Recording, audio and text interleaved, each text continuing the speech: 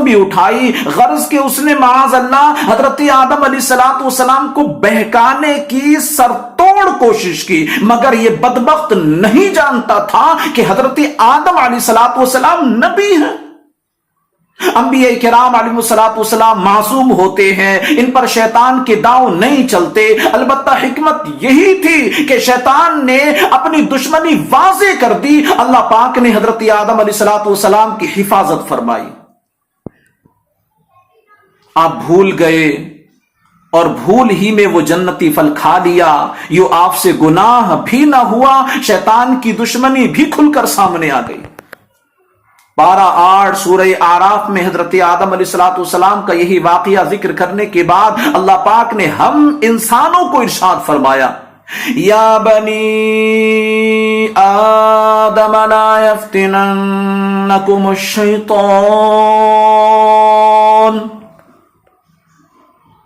کما اخرج ابویکم من الجنہ، اے آدم کی اولاد، تمہیں شیطان فتنے میں نہ ڈالے جیسے اس نے تمہارے ماں باپ کو جنت سے نکال دیا تھا۔ اے اولاد آدم، یہ بات ہمیشہ یاد رکھنا، شیطان تمہارا کھلا دشمن ہے، وہی ہے جو تمہارے والدین حضرت آدم و حوا علیہم السلام کے جنت سے نکلنے کا سبب بنا، لہذا اس بات کا ہمیشہ لحاظ رکھنا، بچنا کہ کہیں شیطان تمہیں فتنے میں نہ ڈال دے۔ غرض کے حضرت آدم علیہ السلام کو خلیفہ زمین کے لیے بنایا گیا تھا، مگر آپ کو کچھ عرصہ کے لیے جنت میں رکھا گیا۔ اس میں حکمت یہ تھی کہ ہم انسانوں کے لیے شیطان کی دشمنی واضح ہو جائے، لہذا ہم سب پر لازم ہے کہ شیطان کو اپنا دشمن سمجھتے رہیں۔ اللہ کریم ارشاد فرماتا ہے، ان الشیطان لکم عدو فاتخذوه عدوا انما يدعو حزبه ليكونوا من اصحاب السعير، بے شک شیطان تمہارا دشمن ہے تو تم بھی اسے دشمن سمجھو، وہ تو اپنے گروہ کو اسی لیے بلاتا ہے تاکہ وہ بھی دوزخیوں میں سے ہو جائیں۔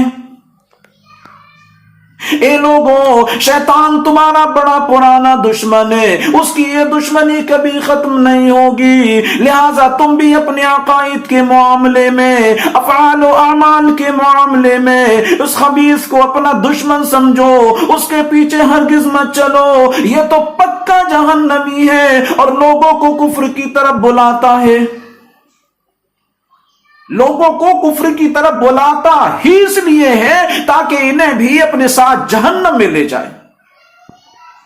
معلوم ہوا شیطان ہمارا کھلا دشمن ہے، جس طرح یہ حضرت آدم علیہ نبینا علیہ السلام کے جنت سے باہر آنے کا سبب بنا، ایسے ہی یہ چاہتا ہے کہ ہم جنت سے محروم رہ کر جہنم کے حقدار ہو جائیں۔ ہمیں چاہیے کہ ہمیشہ اس کی چالوں سے بچتے رہیں، اس کی چالیں بہت خطرناک ہیں۔ حدیث پاک میں ہے، میرے اور آپ کے آقا مکی مدنی مصطفیٰ جناب محمد الرسول اللہ صلی اللہ علیہ وسلم نے ارشاد فرمایا، بنی اسرائیل میں ایک راہب یعنی تنہائی میں عبادت کرنے والا تھا۔ شیطان نے اسے بہکانے کا طریقہ یوں اپنایا کہ ایک لڑکی کا گلا دبا دیا اور اس کے اہل خانہ کے دل میں یہ بات ڈال دی کہ اس کا علاج فلاں راہب کے پاس ہے۔ وہ لوگ اسے لے کر راہب کے پاس آئے۔ اب راہب نے پہلے تو لڑکی کا علاج کرنے سے منع کیا، پھر وہ راضی ہو گیا۔ اب وہ لڑکی اکیلی اس کے پاس تھی۔ شیطان نے راہب کو بہکانا شروع کیا، اس کے دل میں گندے وسوسے ڈالنے شروع کیے۔ پہلی پہل تو وہ راہب شیطانی وسوسوں کو جھٹکتا رہا، آخر شیطان کی چال میں پھنسا اور اس نے لڑکی کے ساتھ بدکاری کر لی۔ وہ لڑکی حاملہ ہو گئی۔ اب شیطان نے راہب کے دل میں وسوسہ ڈالا کہ جب اس کے گھر والے آئیں گے اور انہیں یہ پتہ چلے گا تو تو رسوا ہو جائے گا، تو اسے قتل کر کے کہیں دفن کر دے۔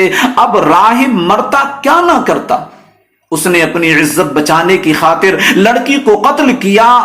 ادھر شیطان لڑکی کے گھر والوں کے پاس پہنچا، انہیں وسوسے ڈالے، آخر اس کے گھر والے پہنچے جہاں اس لڑکی کو دفن کیا گیا تھا، اسے کھودا، راہب کا سب حال کھل گیا، راہب کو گرفتار کر لیا گیا۔ جب راہب کو قتل کرنے لگے تو شیطان پھر راہب کے پاس آیا، کہنے لگا میں نے ہی تمہیں بدکاری کے گناہ میں پھنسایا، پھر میں نے ہی تمہیں اسے قتل کرنے کا وسوسہ ڈالا، اب اگر تم میری بات مان لو تو میں تمہاری جان بچا لوں گا۔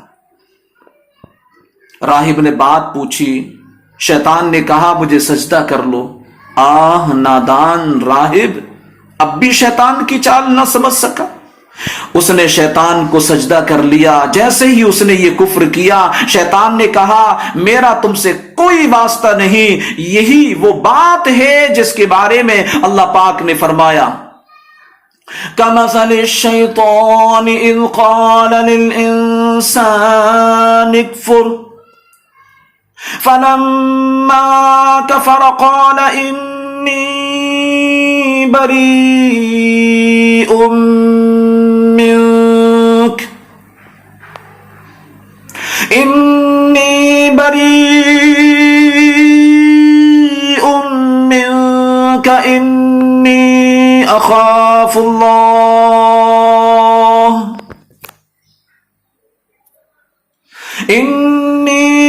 أخاف الله رب العالمین۔